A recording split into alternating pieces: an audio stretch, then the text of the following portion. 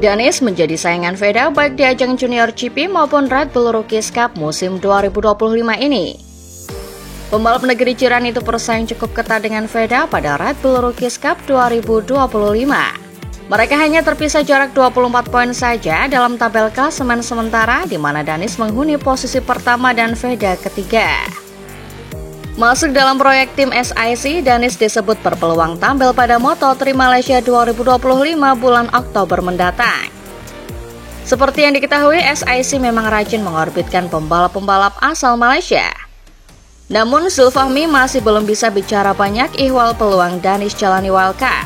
Satu hal yang dapat dia pastikan ialah sudah terjalinnya diskusi dengan pihak SIC. Terlepas dari hal itu, Danis dan Veda akan kembali bersaing pada Red Bull Rookies Cup 16 hingga 17 Agustus mendatang. Keduanya bakal menjalani balapan kelima musim 2025 ini, yakni di sirkuit Red Bull Ring Austria.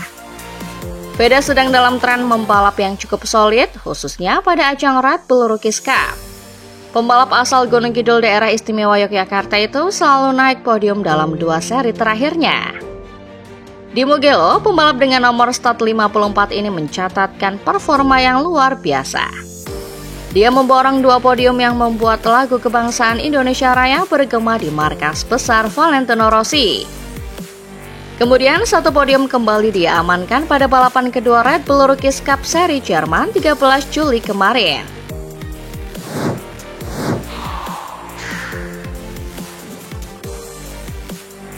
Juara dunia MotoGP 3 kali Jorge Lorenzo menyatakan bahwa Pedro Acosta akan menjadi pembalap yang menakutkan jika ia mengendarai motor Ducati.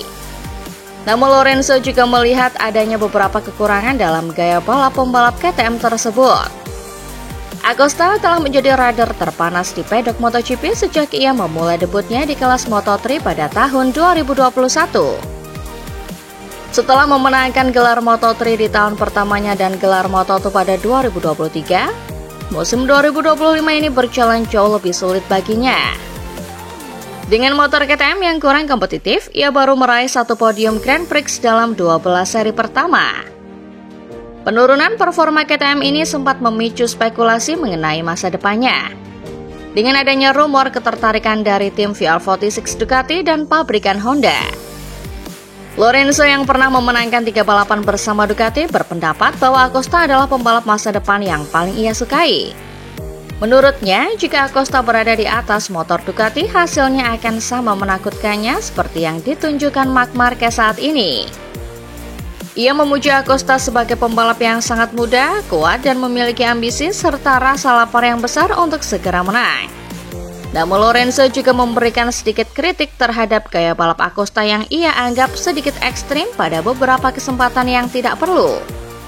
Ia menjelaskan bahwa cara Acosta masuk ke tikungan dengan sangat tajam memang menjadi keuntungan dalam situasi tertentu dan memungkinkannya untuk menutup tikungan dengan luar biasa. Akan tetapi, Lorenzo merasa gaya tersebut terkadang terlalu berlebihan. Ia menyarankan bahwa jika Acosta bisa menemukan jalan tengah dan tidak selalu se-ekstrim itu di beberapa tikungan, ia akan menjadi pembalap yang sedikit lebih komplit lagi.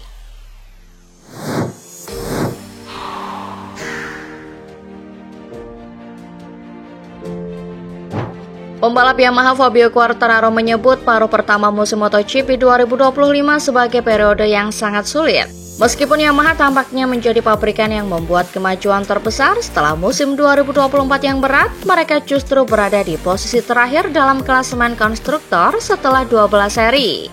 Meskipun ada kemajuan nyata seperti keberhasilan Quartararo meraih 4 pole position dan 2 podium, performa balapan seringkali tidak bisa mengimbangi kecepatan di kualifikasi. Motor M1 masih kesulitan untuk membuat bannya bekerja optimal di putaran-putaran awal. Sementara masalah tenaga juga masih menjadi kendala. Quartararo mengakui bahwa performa kualifikasi mereka jauh lebih baik dari yang diharapkan. Tetapi hasil balapan terutama di 5 lap pertama lebih buruk dari perkiraan. Juara dunia 2021 yang kini berada di peringkat ke-9 klasemen ini berharap mereka bisa membuat kemajuan di paruh kedua musim. Ia juga terus menekan Yamaha untuk segera memberikannya proyek motor yang kompetitif. Sementara itu rekan setimnya Alex Rins mengalami musim yang jauh lebih sulit. Hasil terbaiknya hanya finish di posisi ke-10 dan ia tertinggal 60 poin dari Quartararo di klasemen. Rins menegaskan bahwa Yamaha tahu persis masalah yang mereka hadapi dan keempat pembalap Yamaha termasuk tim satelit memiliki pandangan yang sama mengenai masalah tersebut. Menurutnya, mereka semua perlu bekerja keras dan tidak menyerah. Ia menolak untuk mengambil jalan pintas atau pasrah dengan keadaan. Ia menekankan pentingnya bagi tim untuk tetap bersatu dan terus bekerja sama untuk menemukan solusi.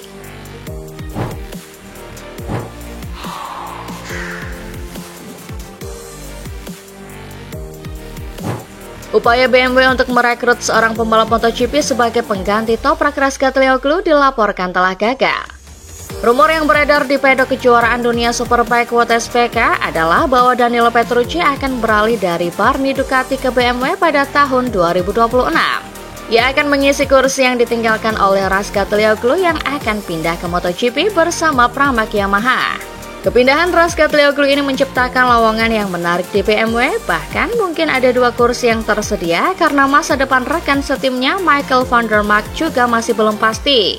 Menurut laporan dari Motosprint, pembalap MotoGP dari tim Tech 3 KTM Maverick Viñales sempat didekati oleh BMW untuk beralih ke World Superbike pada tahun 2026.